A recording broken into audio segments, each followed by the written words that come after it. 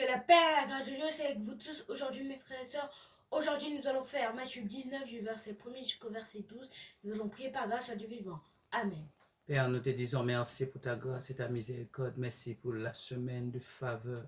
Merci pour le moment de grâce, Seigneur. Merci, Seigneur, pour ta parole vivante. Et nous avons besoin de toi, Seigneur, maintenant. Au nom de Jésus-Christ. Amen. Par grâce à Dieu. Comme je l'ai dit avant de prier, nous allons faire Matthieu 19 du verset 1er jusqu'au verset 12. Nous allons commencer par grâce à Dieu vivant. Amen. Amen. Lorsque Jésus eut achevé ses discours, il quitta la Galilée et alla dans le territoire de la Judée au-delà du Jourdain. Une grande foule le suivit et là, il guérit les malades. Les pharisiens l'abordèrent et dirent, pour l'éprouver, est-il permis à un homme de répudier sa femme pour un motif quelconque? Jésus répondit, n'avez-vous pas lu ce que le Créateur au commencement fit l'homme et la femme? Et qu'il dit, c'est pourquoi l'homme quittera son père et sa mère et s'attachera à sa femme, et les deux deviendront une seule chair. Ainsi, ils ne sont plus deux, mais ils sont une seule chair. Que l'homme donc ne se sépare ce que Dieu a joint. Pourquoi donc, lui dit-il, Moïse a-t-il prescrit de donner à la femme une lettre de divorce et de la répudier? Il leur répondit, c'est à cause de la dureté de votre cœur que Moïse vous a permis de répudier vos femmes. Au commencement, il n'en était pas ainsi. Mais je vous dis que celui qui répudie sa femme, sauf pour l'infidélité, et qui en épouse une autre, commet un adultère. Ses disciples lui dirent, si telle est la condition de l'homme à l'égard de la femme, il n'est pas avantageux de se marier. Il leur répondit, tous ne comprennent pas cette parole, mais seulement ceux à qui cela est donné. Car il y a des eunuques qui le sont dès le ventre de leur mère. Il y en a qui le sont devenus par les hommes. Et il y en a qui se sont rendus eux-mêmes eunuques à cause du royaume des cieux, que celui qui peut comprendre, comprenne. Amen. Par grâce à Dieu vivant. Lorsque Jésus eut achevé ses discours, il quitta la Galilée et alla dans le territoire de la Judée, au-delà du Jourdain. Une grande foule le suivit, et là, il guérit les malades. Les pharisiens l'abordèrent et dirent, pour l'éprouver, est-il permis à un homme de répudier sa femme pour un motif quelconque?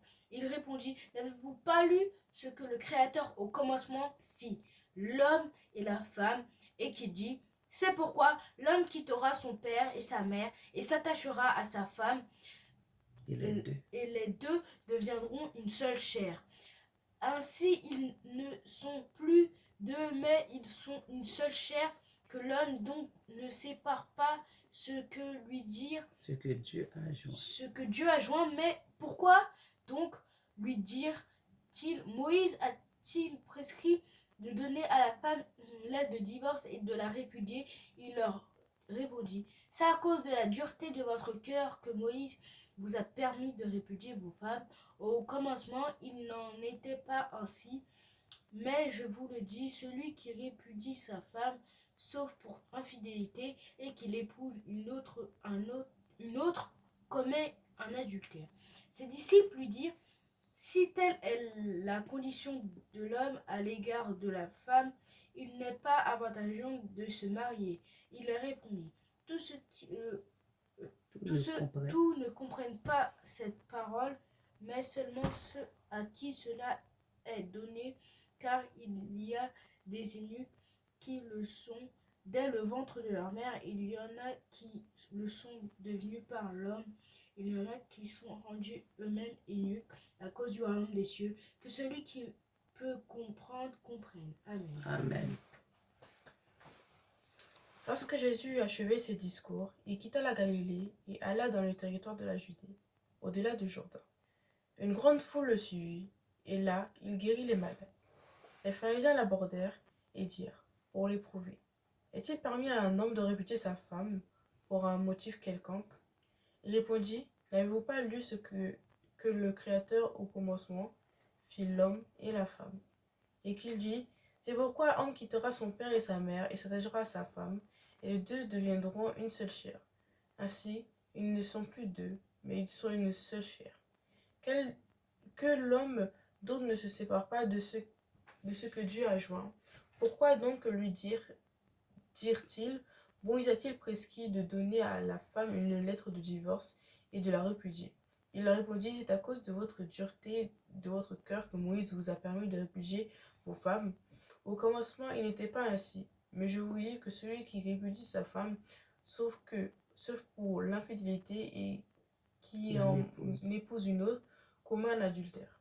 Ses disciples lui dirent, si elle est la condition de l'homme à l'égard de la femme, il n'est pas avantageux de se marier.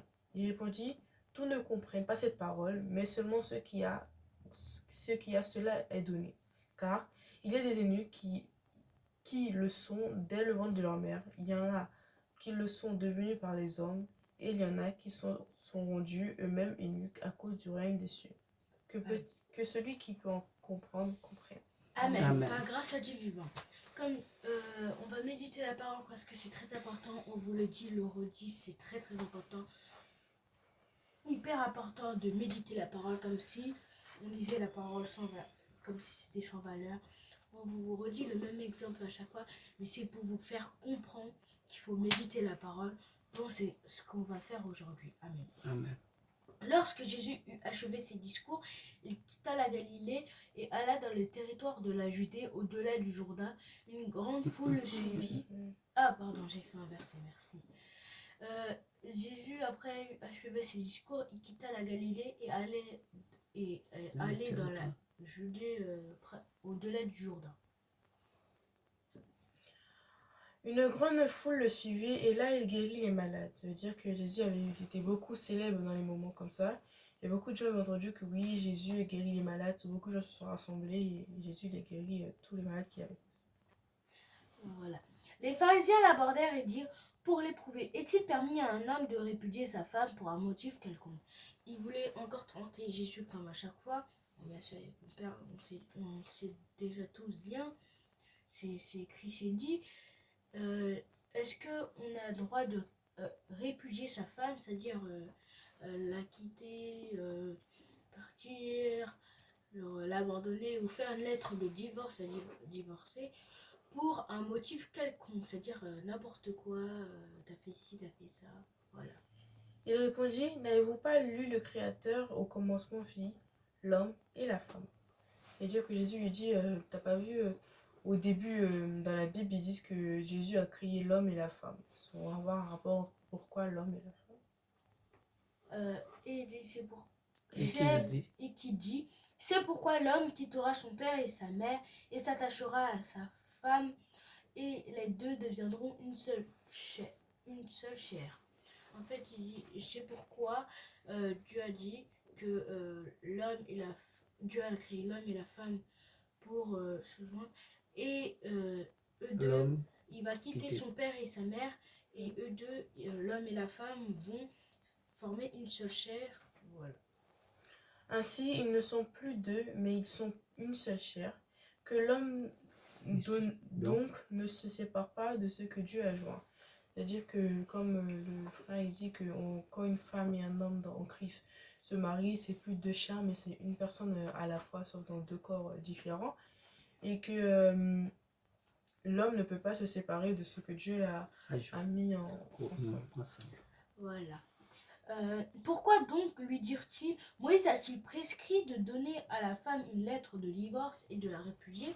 Ils demandèrent aussi encore, est-ce que Moïse a vraiment dit pourquoi Moïse a dit de donner, de répudier sa femme et de donner une lettre de divorce? Voilà. Il leur répondit, c'est à cause de la dureté de votre cœur que Moïse vous a permis de répudier vos femmes au commencement et qu'il n'y ait pas ainsi. Alors que Jésus dit que le temps de Moïse, les hommes étaient très durs, très affermis et qu'ils n'avaient pas vraiment pitié des femmes avant dans les temps d'avant. Du coup, Moïse a fait ça et dire que tu veux plus ta femme, tu mets un divorce, après c'est carré. Et du coup, bah voilà. Le divorce, c'était un peu la solution, le miracle pour les femmes pour pas se faire tuer. Voilà. Mais je vous le dis que celui qui répudie sa femme, sauf pour infidélité, et qui en épouse une autre, commet adultère. C'est-à-dire que si tu quittes ta femme et que tu en prends une autre, pour n'importe quel motif, à part si elle te trompe, elle fait infidélité, c'est-à-dire qu'elle te trompe avec quelqu'un d'autre, tu peux la divorcer, donner une lettre. Voilà, là, ce sera pas un adultère, tu pourras reprendre une femme. Mais si par exemple c'est un Dans les autre, moments avant.